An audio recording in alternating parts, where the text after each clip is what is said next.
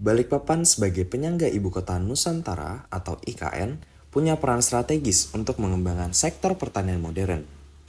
Salah satu di antara upaya itu adalah melibatkan partisipasi aktif masyarakat melalui kebun-kebun buah dan wisata yang dikelola secara mandiri.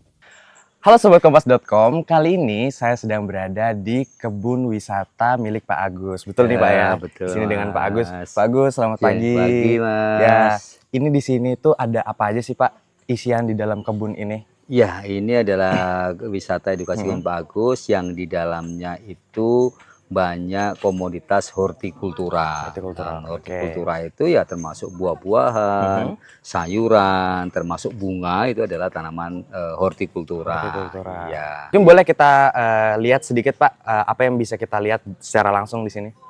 Ya, boleh kita ke kebun cabai dulu. Oke, Di sebelah situ boleh. ada cabai keriting.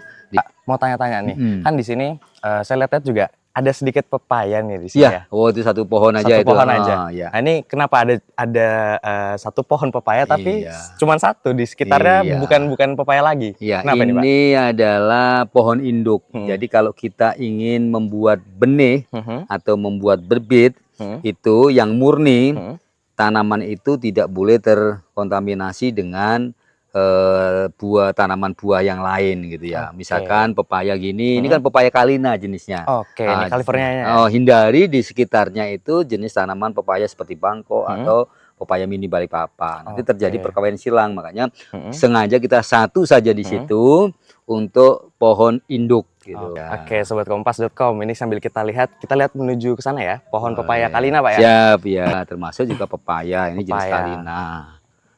Ini memang sengaja satu pohon kita jadikan pohon induk, nanti buahnya ini kita seleksi.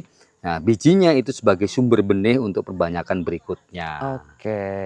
Yang mana nantinya berarti ini akan bibit-bibit ini yang ditanam di ditanam di lahan lainnya. Di lahan Jadi kalau lain. sudah seperti ini dia kemurniannya bisa dijamin. bisa dijamin. Iya. Oke, Sobat Kompas.com, kali ini kita sudah ada di tempat gimana? Ini yang matang Pak ya? Ya, ini sudah matang, Sudah ada matang. semburat. Ya. Oke, boleh dong Pak dijelaskan ini keuntungannya apa sih? Apa yang membedakan juga dengan buah pepaya pada umumnya Pak? Iya, baik Mas. Ini adalah salah satu jenis pepaya Kalina seperti ini.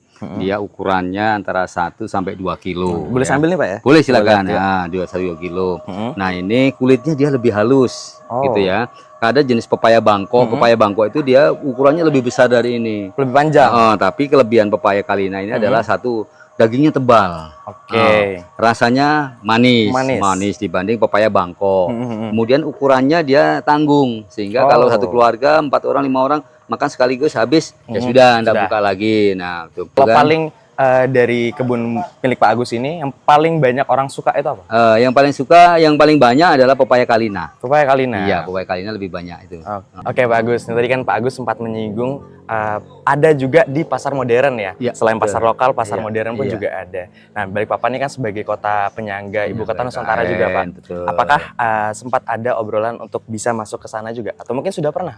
Ya, jadi memang kami sudah berjalan lebih kurang 8 tahun bekerja sama dengan pasar modern yang ada di Kota Balikpapan untuk mensuplai beberapa jenis sayuran dan buah gitu.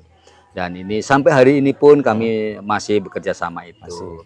Dan kebetulan kemarin saya berdiskusi langsung di dalam satu forum di salah satu hotel di Balikpapan dengan kepala Otorita Pangan IKN kemarin, Pak Setia Anggono. Kemarin kita diskusi terkait dengan bagaimana Balikpapan sebagai kota penyangga IKN mempersiapkan diri untuk bisa memenuhi atau mencukupi kebutuhan pangan bagi masyarakat nanti yang ada di IKN. Dan tentunya kami bersama teman-teman petani yang lainnya juga harus siap ini gitu kan.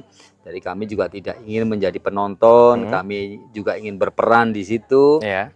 Bagaimana menyiapkan pangan. Semakin banyak nanti masyarakat yang datang, baik itu dari ASN ataupun yang lain yang masuk ke Kaltim, terutama ke IKN. Nah, Balikpapan ini saya pikir mempunyai posisi yang sangat strategis dibanding beberapa daerah lain sebagai daerah tujuan.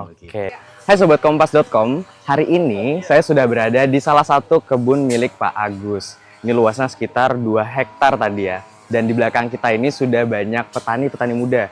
Di mana para Gen Z yang mana mereka itu pengen cita-citanya, aku pengen jadi YouTuber, aku pengen jadi konten kreator, aku pengen jadi bla bla bla. Di sini banyak petani muda dan salah satunya kita di sini akan mewawancarai salah satu petani muda.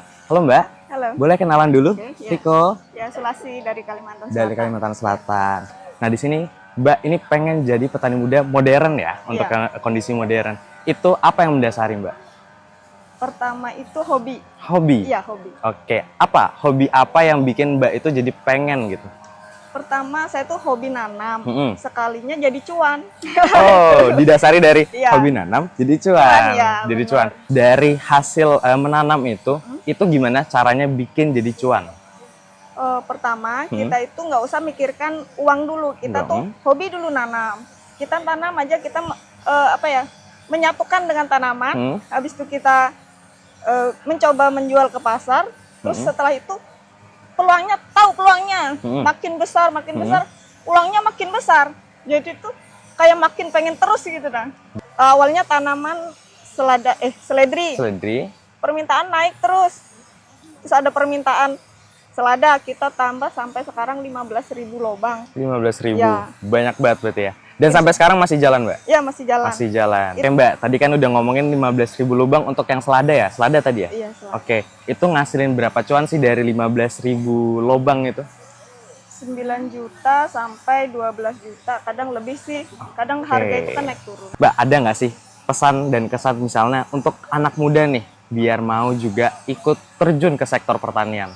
Bagi anak muda yang belum terjun di pertanian, ayo kita coba.